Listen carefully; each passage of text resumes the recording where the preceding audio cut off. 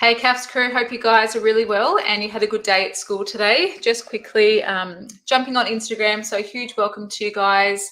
So tonight we're going to talk about all things about the actual product, the end product that is the IRP. So if you're joining from Instagram, please let me know who is on. Type in the comments what school you're coming from, how your day has been, and let me know if this is your very first time taking the IRP through, or if possibly you're a bit of a veteran, not by age, but you've been here for a little while. Hey guys, hey Jen, hey Leah, hey Helen, how you going? Hope you guys are really well. Let me know who's on here so I can, again, tailor our session exactly to what you need right now in the CAF space. So let me know if you're on here. Hey Jess, how you going? Let me know how your day was. Let me know where you are in your CAFS journey. Are you a brand newbie? Have you been here for a little while? Where are you in your CAFS journey? And really, what is it about the IRP that might be holding you back? So tonight we're going to talk about everything about the actual product itself that the students might produce at the end, and all the things that we might do to lead up to that actual product. So there's lots of different stages to the IRP, and often it does get a little bit, kids get freaked out because there's this myth that it's this big mammoth project. And as I mentioned last night, it doesn't have to be that way. It's not a PIP.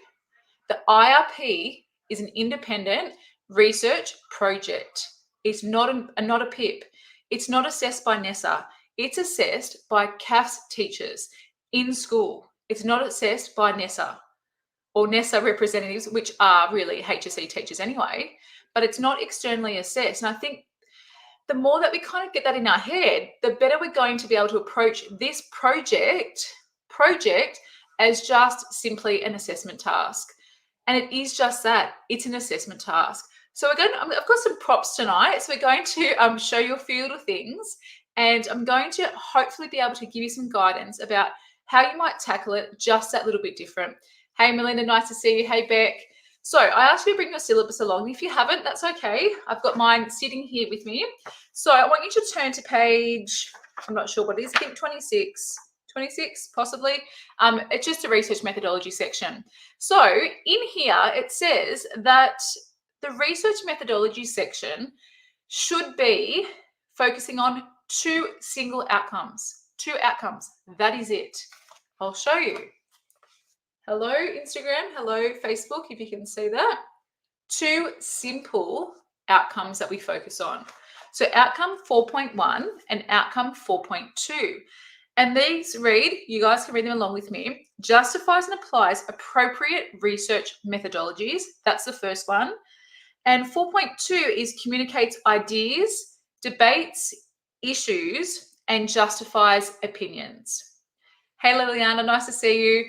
So there's simply two outcomes. That is it. I want you to reflect on what you're currently doing right now in relation to the IRP. Does your assessment task match those outcomes? Does your assessment task match what we actually have to assess the kids on? Or is it this big mammoth project that has legs, that has become this giant project that the kids get stressed about because their sisters do it, their friends do it, their cousins do it, their aunties have done it. They get stressed about it because there's this perception that it has to be this big mammoth task. So I want you to type in the comments for me, what is the current status?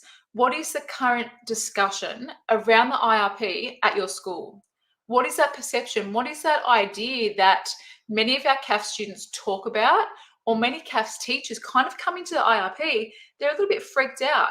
So type in the comments, let me know what the current status, what the current climate is around the IRP.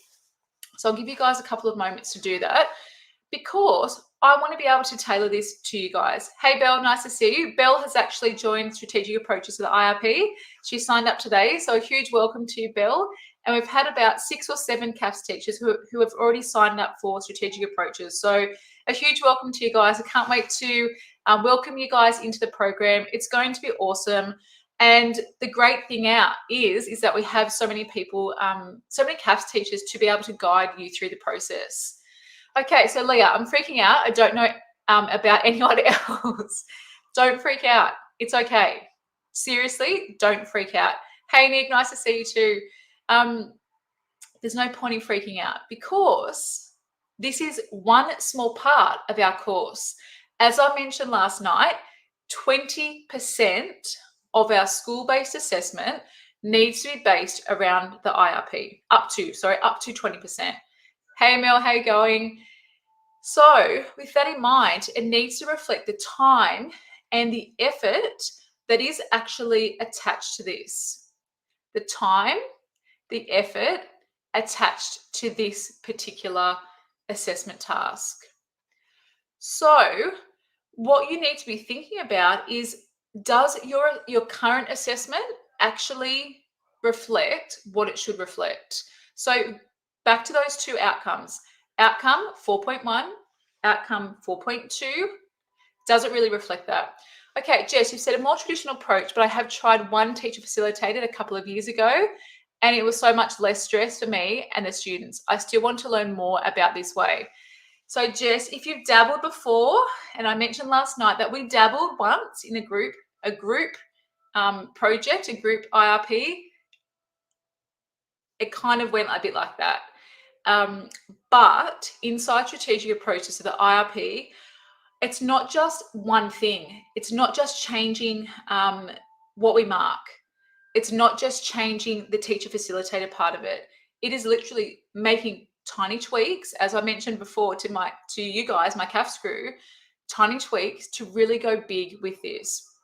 So Leah, Jess, I know how you feel, because there is this perception that the CAFS syllabus needs to be massive.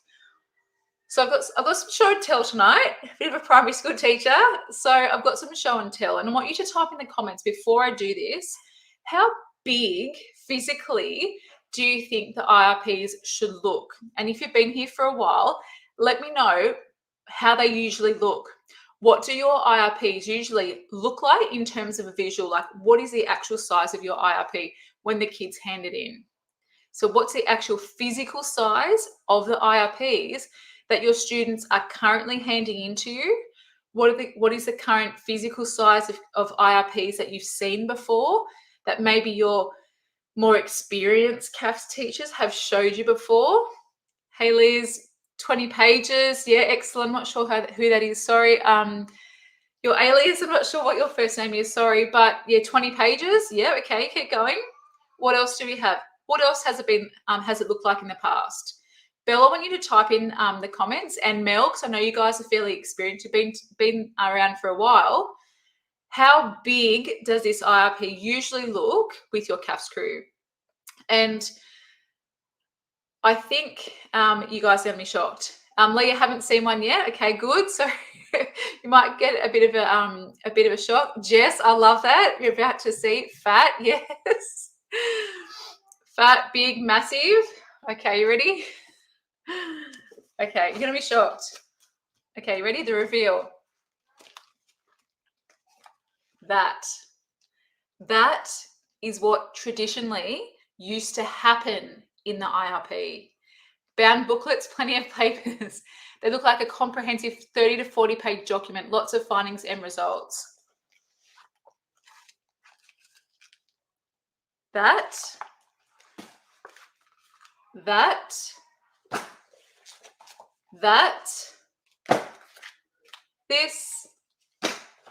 and that. So my question for you is, does that reflect the 20% weighting? Does that size really reflect the weighting of 20%? Think about your other assessment tasks. 25%, 30%, 35% maybe. Does that assignment reflect what it should reflect? And Mel, I love that you've said that. They look like that. Traditionally they look like that, but no, it doesn't have to be like that. And so many of us are still grinding, still doing it this way because we've always done it this way. We've always done it this way. Hey, Nick, nice to see you on. We're just talking about the thickness, of traditional IRPs. Nick is very experienced as well. So Nick, I'd love to hear what you think. We're talking how big have they been traditionally? So with that in mind, why do we keep doing it? I love that, Jen. Kids have spent lots of time at office work. They have. But what did I say last night? What was my comment to you? It's not a PIP. It's not a PIP. It's an IRP. It's an IRP. It's not a PIP. So the kids don't have to do it like that. It's because we did it with life management. In the 1990s, when life management was rife, I graduated in 1994. All of my best friends, or our whole group, we either did society and culture or life management. Guess what? One Kelly did society and culture, 3 units society and culture. Don't ask me why, but I thought it was a really good idea at the time. So all of my friends had to hand that big mammoth assignment in, because that's what it was like with life management. And it doesn't have to be like that in CAFS. So I'm going to remind you guys of this particular part of the teacher note. So the syllabus, this is our Bible. This is what guides us and helps us along the way. The teacher note tells us when we go to the process. So on page, I think it's, my page numbers have blocked off, but anyway, teacher note, students conduct research on a chosen topic. The research process can be applied as a teacher-facilitated or student-centered activity, provided it is in line with the requirements of the IRP. Students should be encouraged to follow ethical procedures throughout the research process. Okay, so student-centered, teacher-facilitated. At no point does it say 30, 40, 50, 100 page bound document that is sent to you guys, that you spend 2 to 3 hours on actually marking every single page that kids submit.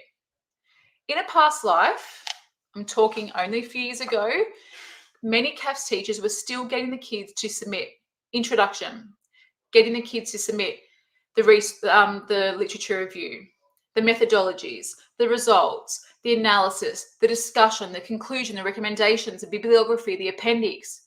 Why the hell are we still doing it like this? I don't really know. Honestly, I don't know. Because we could have been doing it a different way all those years ago when our syllabus came out. 2002, our syllabus came out, and a beautiful friend of mine, and many of you guys know this person, Marty Stein, he did a teacher-facilitated IRP for a really long time and still does it like this, because he realized that the kids need to, it's only a small part of our actual assessment task. Can we please see it again? I'm not sure if you're talking about the actual IRP thickness or the outcomes, but outcome 4.1, 4.2. And the thickness is literally like a bound document. Like Jan said, the kids go to Officeworks and get this thing bound. They get this bound. Hey, Sarah, how you going? And I'm still kind of at a loss as to why we keep doing it like this. So as I mentioned to you guys last night, 2015, came back from mat leave. I wanted to start doing this process as soon as that amended syllabus came out, and I read it the day that it was I downloaded it from the Board of Studies website, and I went, okay, I'm not doing it like that anymore. And there was lots of discussion around this at lots of different spaces, and many of you guys on here tonight, Nick, Bell, we've had discussions about this exact same thing many, many times. It doesn't always have to be like this. And I think we need to start kind of getting with the program. We're 6-7 years onto that amended syllabus, and even beyond that, to kind of go, let's stop. Let's get, let's really reflect the outcomes. There's 2 outcomes only. All of the other parts of the syllabus, so parenting and caring, groups in context, have many more outcomes that are addressed. So 1, 2, 3, 4, 5, 6, 7, 8, 9. 9 for groups in context. Okay, 1, 2, 3, 4, 5, 6, 7, 8. Same for parenting and caring. And I could go on and on for the options. I think it's pretty much similar. Yep, pretty much the same. 2, 4, 6, 7. Okay, so it should reflect the time, the weighting, the 20%, a maximum of school-based assessment, and those outcomes. So I'm going to challenge you to rethink the way that we actually get the kids to do that product. That end product, it doesn't have to look like that. We don't have to spend 2 to 3 hours per assessment task marking that. And I spoke to a CAFS teacher today about this as a result of last night. And literally she said to me, I would dread the holidays because this big pile would just sit there and I'd freak out because there was so much to do. There was so much marking to do. So let's start thinking more strategically and let's look at a different way to actually mark the IRP to get the kids to hand something in that is achievable, that is going to set them up for success and not failure. And it's also going to support their well-being and our well-being as well. Do you have an example of a teacher facilitated one? I sure do. Inside strategic approaches to the IRP, I show you exemplars, I show you samples for what it looks like and what we should be expecting the kids to do. I show you exactly step by step what you're going to do it this way, to become more strategic, to link it, to have it, work so much more streamlined in your CAFS class. So we also, throughout the IRP program, we look at 8 modules, going through the process, the steps, the scaffolds, the templates that you guys need to help your kids be set up for the IRP. We also, in the actual program itself, I show you what a marking guideline and marking criteria looks like for the teacher facilitated IRP. I show you sample answers. I show you how we're going to mark it. I show you how we judge those particular assessment tasks, because we don't have to assess all parts. We only have to assess the things that really match to those outcomes. And what really matches to those outcomes really well is really those methodologies. Showing, because we have to justify it. So the outcome is justifies. So you're justifying, you're saying, why is this particular research methodology so suitable? Why did you guys choose interviews as opposed to an observation with your research? Why did you choose a questionnaire as opposed to a case study? So the kids are justifying why they've chosen that. They also apply it. They actually have to do that particular research method.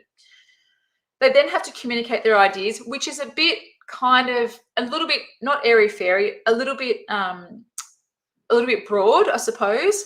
Debating issues, that's where the conclusion, that's where the discussion comes into it. They're debating issues. They're looking at what worked, what didn't. What does the primary research methods link up to the secondary research methodologies? Is there a correlation between those two? Have you been able to prove or disprove your hypothesis? Have you been able to answer that actual question that you set up from the beginning?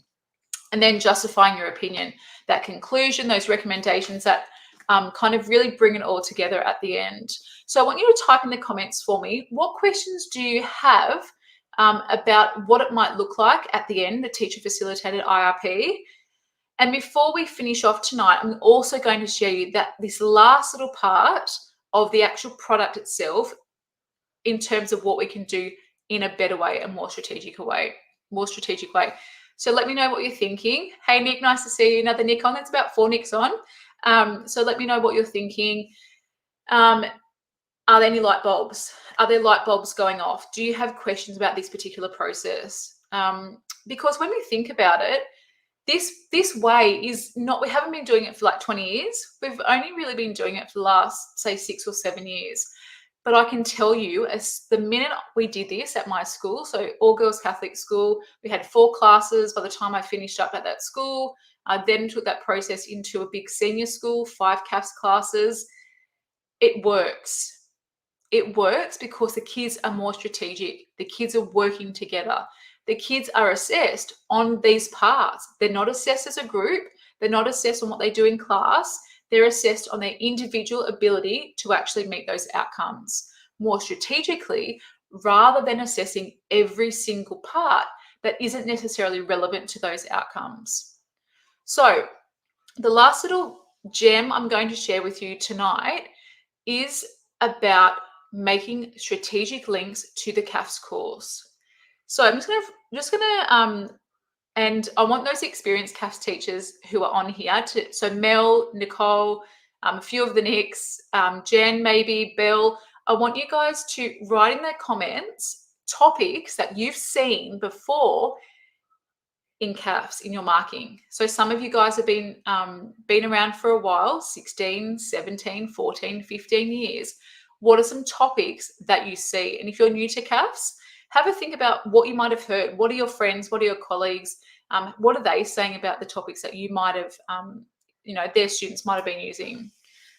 So I'll let you guys comment away, because these topics aren't necessarily CAFS topics. The topics that the kids are choosing aren't actually related to CAFS. They're more PE topics. So Nick and Bell, if you're still on, I'd love to hear, and Mel, I'd love to hear you guys what some of those topics are. And if you're on Facebook, please jump in as well, because it really shocks me. Mel, I love that. Teenage issues, mental health, perceptions, teenage pregnancy, drink driving, sport participation. What are some other topics that we've heard before or that we often mark?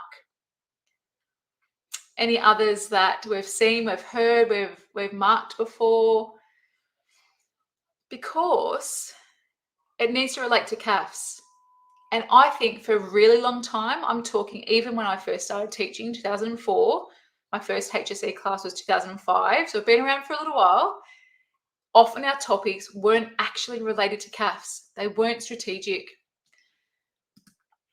Okay, so on Facebook, we've said topics that link to the options are what I like to see, but I don't like to see things like body image, etc. I'm not sure who that is, but thank you. The options has been something new. Maybe you've been listening to me before, maybe you've listened to your colleagues, but yes, that is definitely the case. Option topics linking it to body image, that sort of thing. Teenagers, technology linked to the option. Excellent, Jess. I've only always steered students towards core 2 and 3 option topics. So Bell, participation in sport, how music impacts on wellbeing, multiple role expectations, impact of mobile phones in families, individuals. Seriously, I've seen the works. And it wasn't until I started to think more strategically is that I didn't turn a blind eye. I just kept thinking that they related to CAFS, leadership, teen pregnancy, abortion. What else have I seen?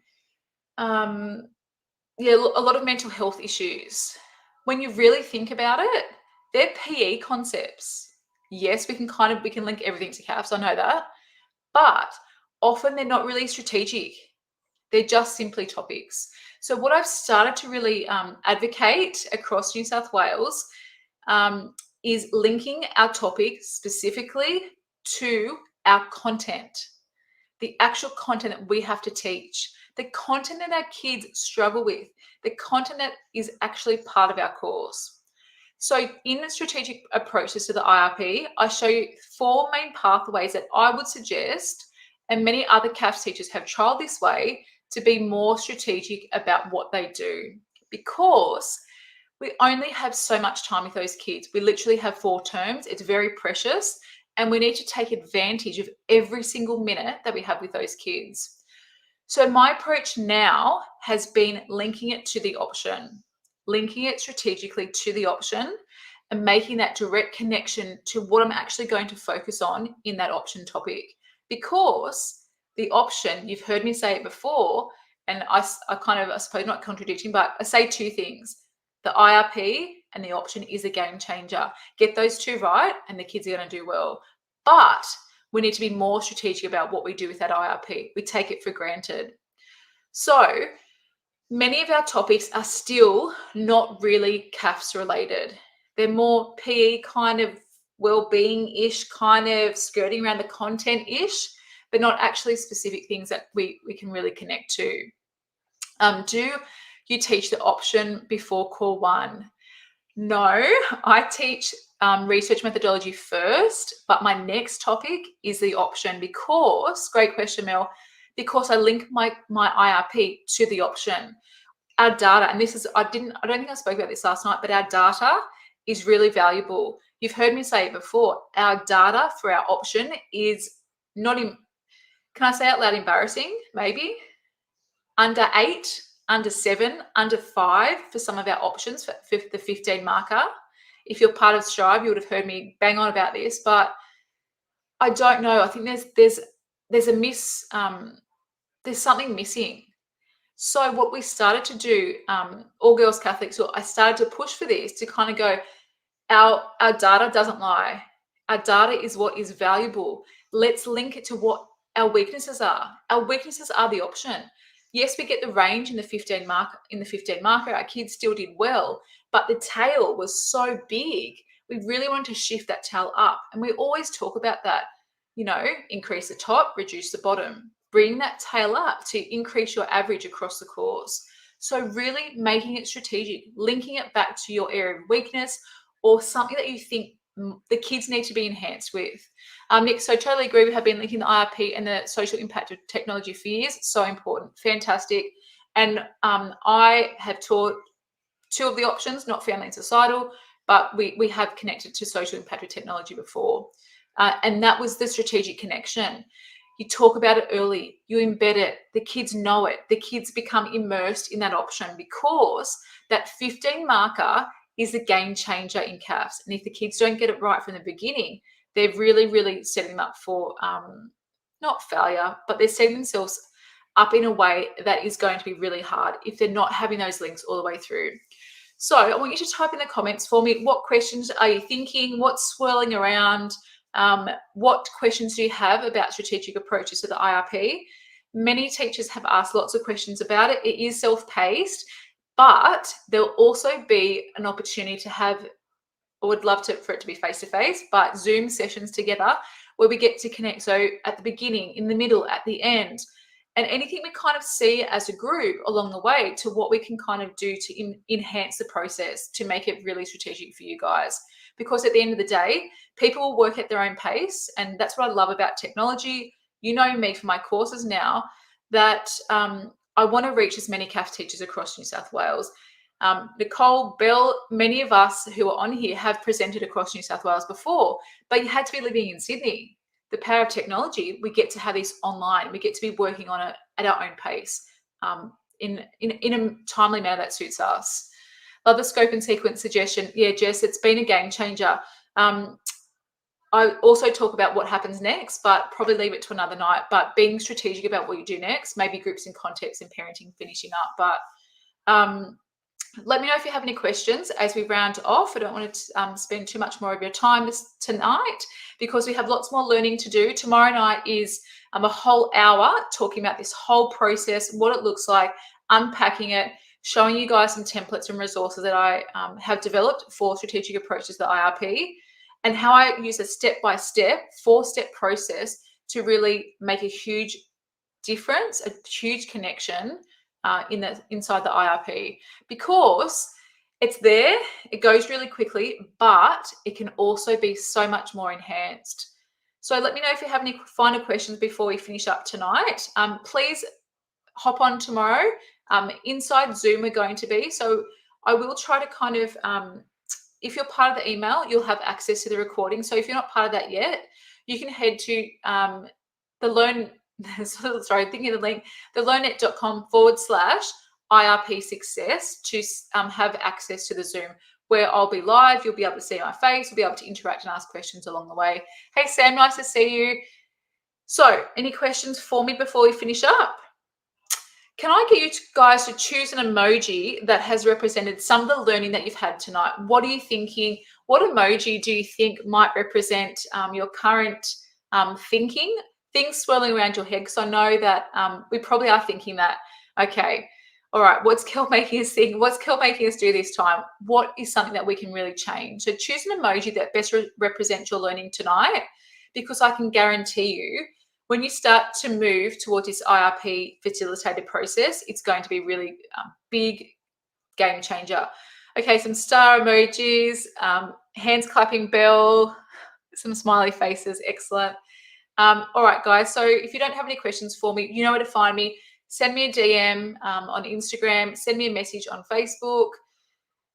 Thanks, Nick, so much. Looking forward to seeing you tomorrow night. Again, you'll have me. We'll be able to talk together. You'll be able to ask questions at the end. We'll be able to unpack my four-step process to actually facilitate the IRP successfully. So thanks so much, guys. Really appreciate it. I'll see you guys tomorrow night in Zoom. But in the meantime, let me know if you have any questions. Take care.